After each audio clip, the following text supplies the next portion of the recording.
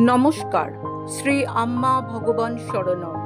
এখন আমরা শ্রী পরমজ্যোতি ভগবতী ভগবানের চমৎকার শুনব।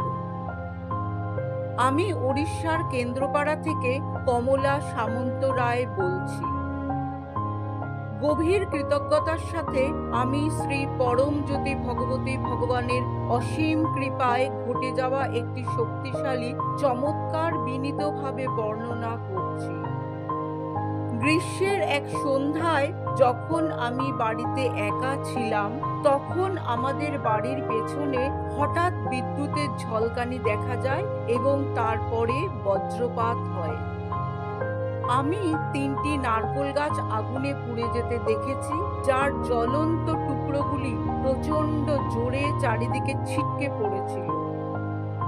আমাদের অ্যাসবেস্ট ছাদের বাড়ির পেছনে একটি খড়ের তৈরি কাঠামো ছিল এবং আমি ভয় পেয়েছিলাম যে পুরো বাড়িটি আগুনে পুড়ে যাবে।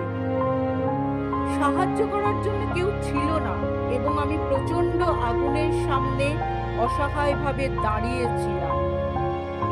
সম্পূর্ণ আত্মসমর্পণের সাথে সেই মুহূর্তে আমি আমাদের বাড়ি রক্ষা করার জন্য শ্রী পরমজ্যোতি ভগবতী ভগবানের কাছে আকুলভাবে প্রার্থনা করেছিলাম। চমৎকারিকভাবে মুহূর্তের মধ্যেই প্রবল বৃষ্টিপাত শুরু হয়। আগুন সম্পূর্ণরূপে নিভে যায়। আমাদের ঘর কোনো ক্ষতি ছাড়াই রক্ষা পেয়েছে। শ্রী পরমজ্যোতি ভগবতী ভগবানের কৃপা কত অসীম এবং করুণাময়। তিনি অসম্ভবকে সম্ভব করে তোলেন এবং তাদের ভক্তদের অবিচলভাবে রক্ষা করেন। অনন্ত কোটি কৃতজ্ঞতা সহ আমি তাঁদের দিব্য চরণ কমলে আমার বিনীত প্রণাম জানাই।